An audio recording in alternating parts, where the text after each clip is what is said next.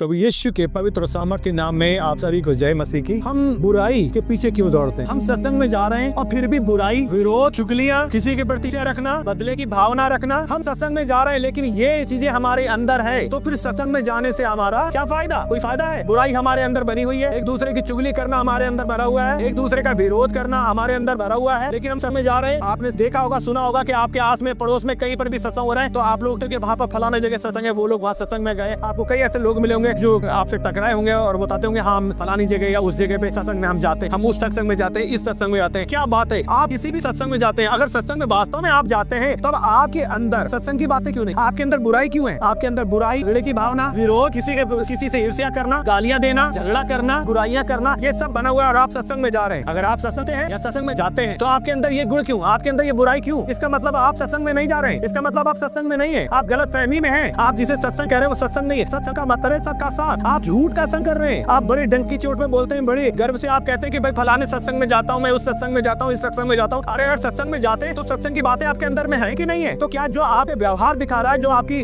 कार्यशैली दिखा रही है, जो आपका लाइफ स्टाइल दिखा रहा है, जिसमें विरोध है, ईर्ष्या है, क्रोध है, बुराइयां हैं, चुगलियां हैं, ये सब चीजें, तो इसका मतलब है क्या उस सत्संग में जाते हैं ये सीख रहे हैं आप? क्या सीख रहे हैं आप? क्या है सत्संग? वो सत्संग नहीं, वो झूठ का संग कर रहे हैं। क्योंकि आज भी लड़ाई झगड़े, विरोध, बुराइयां, चुगलियां, क्रोध करना, ईर्ष्या करना, जलना, गालियां देना, ये हमारे जीवन में है। इसका मतलब ये है कि आप झूठ का संग कर रहे हैं। देखिए, अगर आप मजहब की बात करेंगे तो कहते हैं मजहब नहीं सिखाता आपस में बैर रखना। हम भाई हैं, हमें एक दूसरे के लिए प्रार्थना करना है। आप गलतफहमी में, आप सत्संग नहीं, आप झूठ का संग कर रहे हैं। घृणा, बुराई, क्रोध, बुराइयां, ये केवल प्रेम से ही दूर की जा सकती है। यदि हमारे जीवन में प्रेम नहीं है तो हम किसी भी सत्संग में जाने से हमें कोई फायदा नहीं। अगर आप सत्संग में जा रहे हैं, उस सत्संग का व्यवहार, उस सत्संग की बातें, सत्संग का वचन वो आपके जीवन में हो रहा है, क्योंकि हम जाकर के लिए सत्य का साथ करने के लिए। तो जब आप सत्य का साथ करें तो सत्य आपके अंदर बना होना चाहिए, सबके गुण आपके अंदर बने होने चाहिए। और इसलिए कि वो सबको जानते हैं, और इसलिए संसार में बहुत से पाप हो रहे हैं, वो पाप में फंसे पड़े हैं। आपने बड़े बड़े प्रवचन देते हुए लोगों को सुना होगा, जब उनके चिट्टे खुलते हैं तो वो जेल की सलाखों के पीछे होते हैं, लेकिन करोड़ों लोग उनको नतमस्तक करते हैं, उनके सामने पड़े होते हैं, उनका सत्संग सुनते हैं। तो वास्तव में अगर सत्संग होता तो खुद पाप में लिप्त नहीं होते और लोगों को भी पाप से परे रहने की